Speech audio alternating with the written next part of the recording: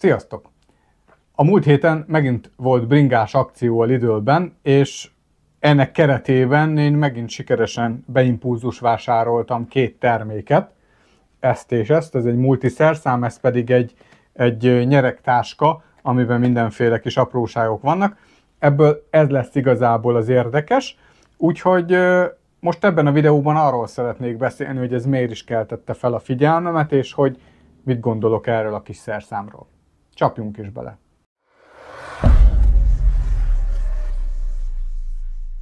Nos, mint említettem, a multiszerszám az, ami inkább engem érdekel, de egy kicsit távolabbról indítanám. Ugye a Lidl már elég régóta szokott akciózni ilyen bringás cuccokat, és nekem is elég sokféle ilyen bringás cuccom van. Állvány példának okáért, bringás szerszámkészletet is már teszteltem, azt megtaláljátok a videóim között. De az első ilyen bringás cucc az egy ilyen bringás multiszerszám volt, amit én még akkor vásároltam, amikor egy jobb minőségű bringás szerszámot kerestem, és az enyémet éppen nem találtam, vagy valami volt vele. Az a lényeg, hogy ebben ez még egy eléggé gyenge minőségű szerszámnak tartom én ezt, pláne azért, mivel a láncbontó része az első láncbontásnál úgymond megkotlott, úgyhogy a régi Ice Tools szerszámomnak a láncbontója került rá, és ezzel lehet igazából még használni, úgyhogy ezt én így használtam, de azóta már azért elég sok víz lefolyt a Tiszán, és azt kell mondjam, hogy egyre másra dobják piacra a különböző tartalmú és minőségű bringás szerszámokat, és mit ad Isten, ez a szerszám, ami most a kezemben van, ez már egy más típussal kapcsolatosan már velem szembe jött, mégpedig akkor, amikor pont ezt a jobb minőségű szerszámot kerestem volna az én régi Ice Tools-om helyett, akkor nézegettem a Topeak szerszámokat, és lett is ugye a Topeak Ninja 16 vagy 16 plusz nevezetű szerszámom, ami pici, könnyű, és rajta vannak azok a szerszámok, ami nekem fontos. Viszont, ahogy megláttam ezt a szerszámot, egy kicsit ilyen flashbackem lett, mert én ezzel már találkoztam a Topeaknak a kínálatában, és ez nem más, mint a Topeak Alien 2-nek az egy az egybe másolata. Nem tudom, hogy csinálták, hogy meccselik ezt le jogilag, vagy ez hogy van. Beteszek ide majd róla képet, de ez úgy, ahogy van, mind funkcionalitás tekintetében, mind kialakítás, konstrukció tekintetében, egy az egyben a koppintása annak a Topeak Alien 2-es szerszámnak. És amikor én ezt a szerszámot nézegettem, nekem is felkeltette az érdeklődésemet, és ami miatt nem ezt választottam, mármint nem a Topeak verzióját választottam, az pedig két dolog volt. Egyrészt, hogy vannak rajta olyan szerszámok, amit én a jelenlegi kerékpárjaimon nem nagyon használnék, tehát fölösleges. Ezzel egyidejűleg elég nehéz, tehát ez egy jó 20 deka fölötti szerszám.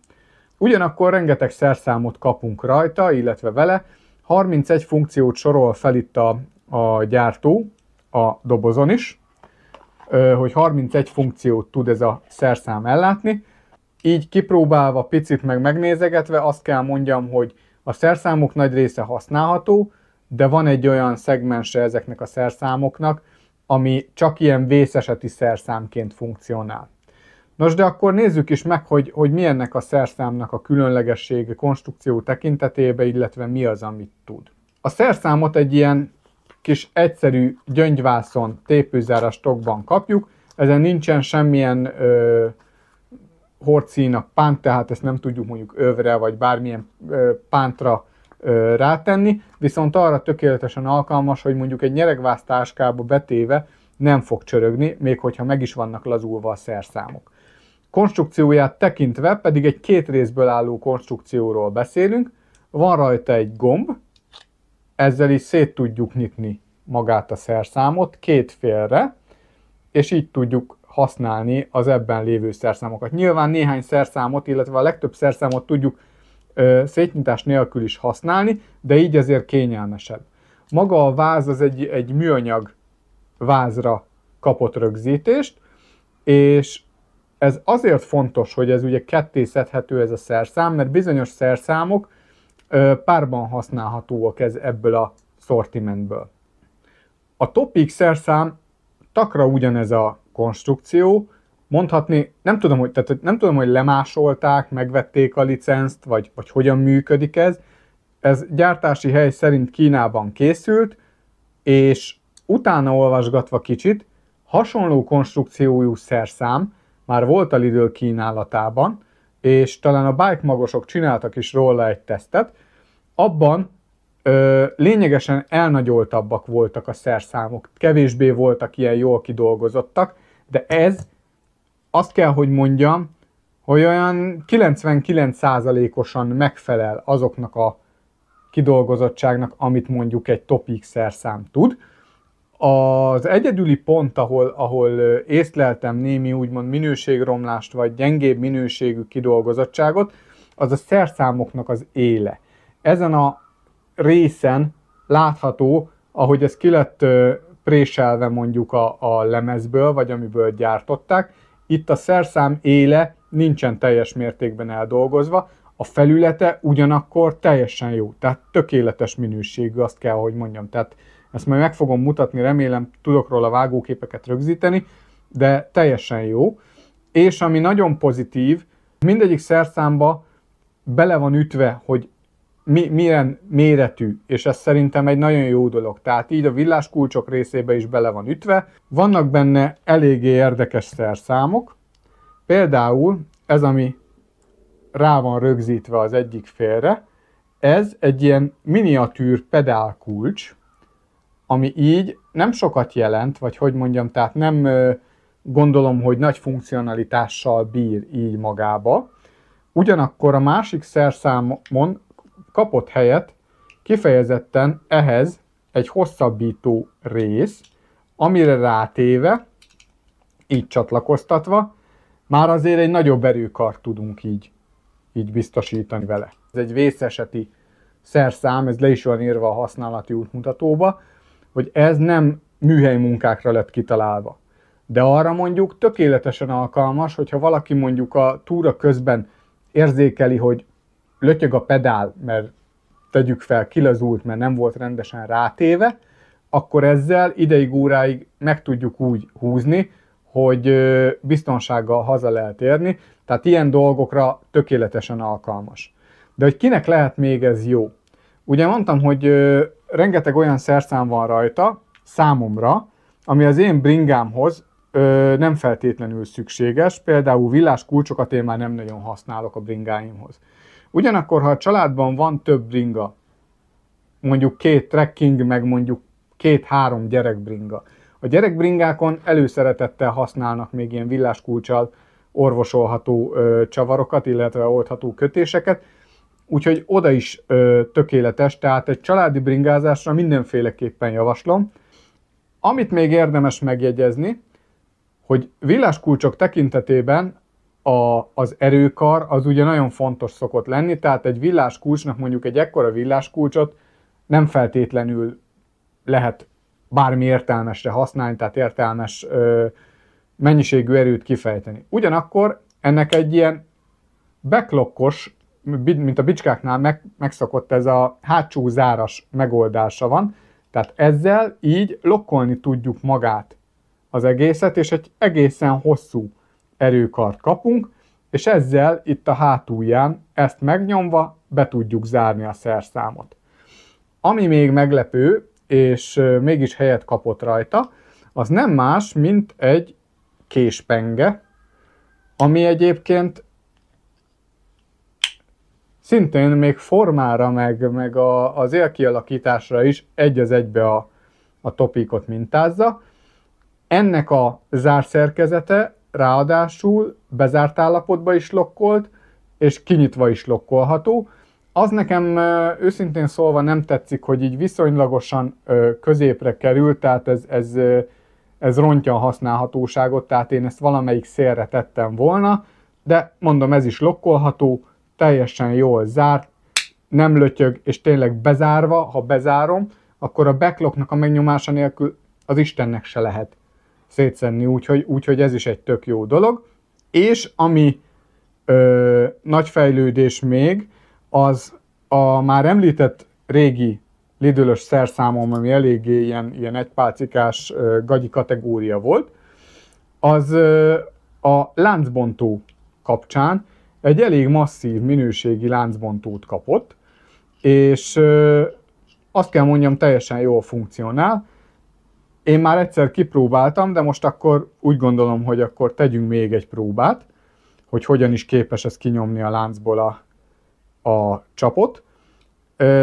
Ezt a láncbontót az üreges stiftekkel rendelkező láncokhoz nem feltétlenül javasolják, és mint látható, itt is az a sztori, hogy az egyik oldalt használjuk magát a láncbontó részt, a másik oldal a imbuszkulcs, az viszont a kar, amivel magát a láncbontót használjuk. Ez is nagyon okos tervezéssel meg van oldva, hogy itt van egy ilyen kis kivágás, és a láncbontó az ide hajlik vissza. Tehát itt támaszkodik fel, és teljesen jól, stabilan tartja magát a láncbontót. Úgyhogy ezt így